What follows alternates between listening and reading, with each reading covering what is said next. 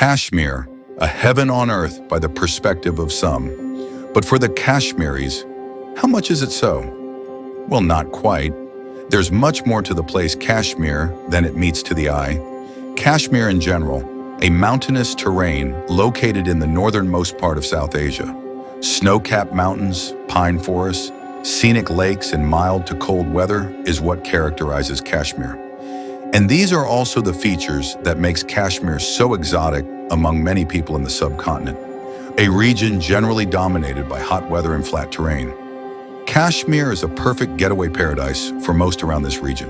This is quite opposite of what makes Maldives, Thailand, Bali, or other tropical destination a paradise for most living in the North America and Europe, a warm and sunny getaway from the long winter they often lives in. But these are all that just meets to the eye, and that makes Kashmir so attractive to ordinary peoples.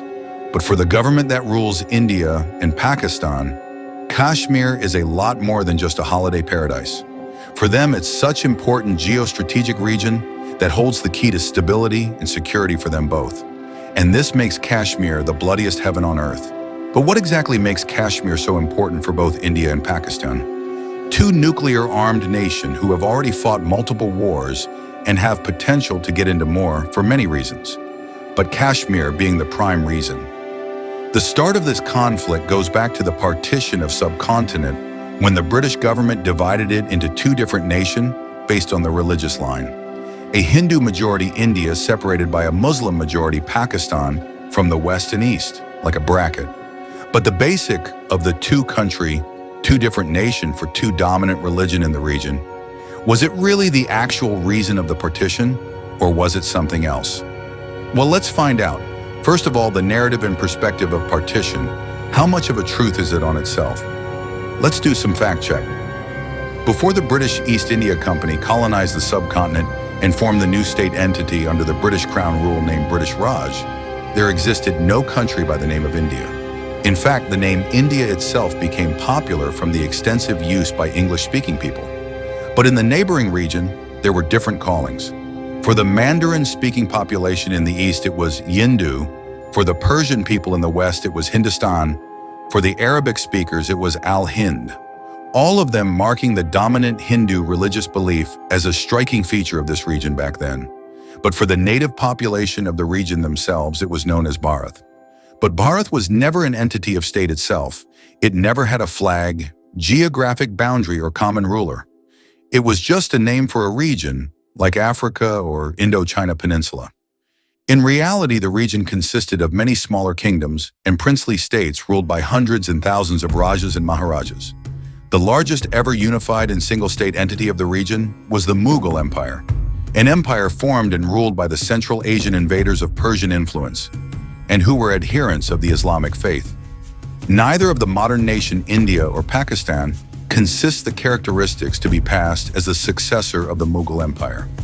For example, the current part of southern India was never a part of the Mughal Empire, and despite the loss of millions of lives and millions of displacement in both India and Pakistan, people of different religion continues to live in both the countries to this day, some even suffering for ideology, Kashmir being the biggest to lose in the equation, a Muslim-majority region that suffers occupation from India, Pakistan, and even China. So the question arises, where did the ideas of the two modern nations named India and Pakistan comes from? As complex the question sounds, the simpler the answer is. The idea of the two modern nations named India and Pakistan comes from the British concepts. Understanding this concept is the key here to understand the core of the Kashmir conflict or the India-Pakistan conflict overall. 77 years ago, all the way back in 1947, when the large portion of subcontinent was divided into two major countries named India and Pakistan, one man was assigned with a massive responsibility of drawing the partition lines. The lines would create two new countries.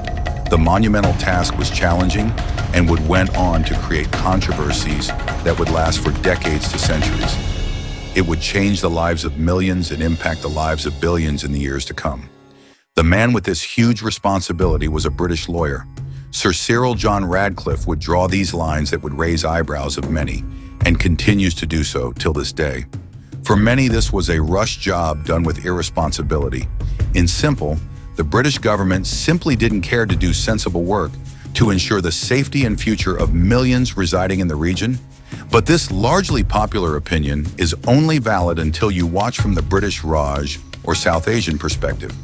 The instant you see it from the British point of view, the genius and farsight wisdom of Sir Cyril John Radcliffe or British government is evident. The common mistake peoples make here is to think that the lines were drawn to ensure the safety and future of the people residing in the subcontinent region. But the truth is, the lines were drawn to ensure and secure the interest of the British government. From the wild drawing of the partition lines to the dilemma of Kashmir not being handed over to anyone, everything makes sense when you see it from the later point of view. In the wake of new realities after the World War II, Britain along the democratic West faced a new challenge or rivalry from the communist powers of the East. Soviet Union and Communist China was in race to spread its influence and communism around them. Britain could foresee it very well that a newly independent subcontinent would be an easy prey of this communism ideology, as anti-British sentiment due to long frustration of colonial rule was already there. So to save this region from the imminent threat of communist ideology and to tackle the dominance of new superpower Soviet Union was the main priority of the British authorities. Leaving a single unified country in the subcontinent, or many smaller countries as earlier, would leave the whole region wide open and vulnerable for Soviet influence, as they would be too large to control or too small to defend against the Soviet Union. Also, Soviet Union having great interest over the region to gain year-long warm ocean access alarmed the Britain. So the British government came up with this radical solution of power balance with two new countries, India and Pakistan. It was a brutal idea to implement on ground, but proved to be effective nonetheless. Subcontinent never fell to communism, and though flawed democracy still exists in this part of the world, and India can still pride herself as the largest democracy. And in all this calculation, Kashmir was the most complicated and crucial point. Kashmir, being solely a part of India, gives it a border with Afghanistan. Afghanistan was under Soviet influence, even if for a shorter period, and to have a geographic land border with India that always maintained a good relation with Communist Soviet Union, or later Russia, was always risky business from the Western point of view. The chance to see a communist India would have been very likely, and a whole of Kashmir as Pakistan would leave India in wide arrays of disadvantage and seriously vulnerable to Pakistani invasion, as it would to lose entire high ground on the northwestern front, which is seen as crucial from military point of view. Also, Kashmir being vital water source for both India and Pakistan also makes it of great geographic importance, and thus a divided Kashmir among divided subcontinent plays a crucial power balance of interest between regional powers and global superpowers.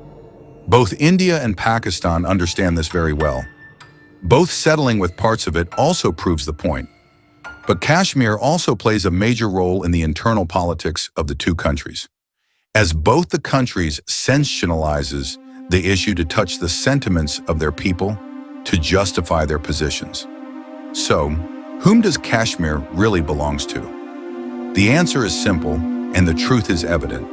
It belongs to the people of Kashmir, the Kashmiris.